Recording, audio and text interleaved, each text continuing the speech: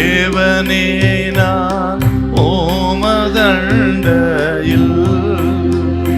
இன்னும் நெருங்கி சேர்வதே என் ஆவல் பூமியில்.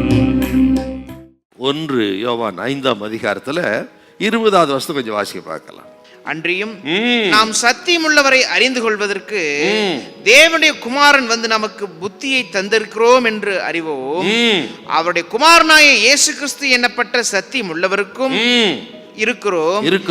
இவரே மெய்யான தேவனும் நித்திய ஜீவனுமாய் இருக்கிறார். இவரே நித்திய, இயேசுவே நித்திய ஜீவன். இயேசுவை அறிகிற அறிவே நித்திய ஜீவன். அவரல்லாமல் ஒருவனும் வர முடியாது. சுருக்கமா சொல்ல போனால் பாஸ் ஃபெயில் போடுறவர் அவர் தான். இவர் பாஸ் அப்படி போடுறது அவர் தான், இவர் ஃபெயில் போடுறது அவர் தான்.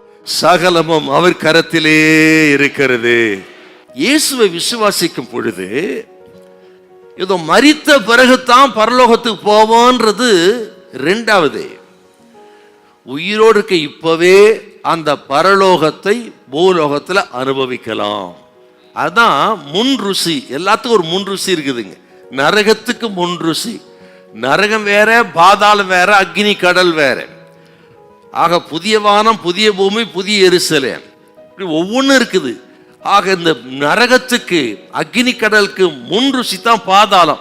ஐஸ்வர்யவான் இருக்கான் பார்த்தீங்களா, அந்த பாதாளம். அதே போல ஆக பரலோகத்துக்கு நித்திய ஜீவனுக்கு முன் ருசிங்கிறது பூலோகத்திலேயே அனுபவிக்கலாம். யோவான் எழுதின சுவிசேஷம் 3ஆம் அதிகாரம் 36 இதெல்லாம் நீங்க வாசித்து பாருங்க. 5ஆம் அதிகாரம் 24, யோவான் சுவிசேஷம் 6:47, 6:54, 10:29 இதெல்லாம் வாசித்து பாருங்க. இயேசு கிறிஸ்து ஒரு மனுஷ விசுவாசத்தை ஏற்றுக்கொண்டாலே ஆக அந்த பரலோகத்தை இந்த பூலோகத்தில் அனுபவிக்க முடியும். பரம சந்தோஷத்தை பூலோகத்தில் அனுபவிக்க முடியும். எத்தனை பாடுகள், நிந்தைகள், அவமானங்கள் வந்தாலும் சரி, எல்லாவற்றையும் மத்தியில் எடுக்க முடியாத ஒரு சந்தோஷத்தை அனுபவிக்கக்கூடிய சக்தி என்றால் அதுதான் பரலோக சக்தி.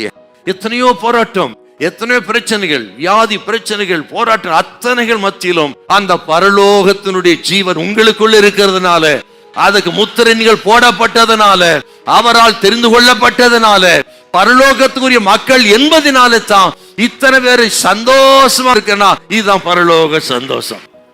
என்னால இல்லாமல் ஒருவனும் பரலோகத்துக்கு வர முடியாது.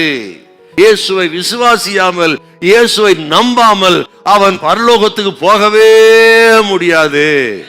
ஹல்லேலூயா, ஹல்லேலூயா.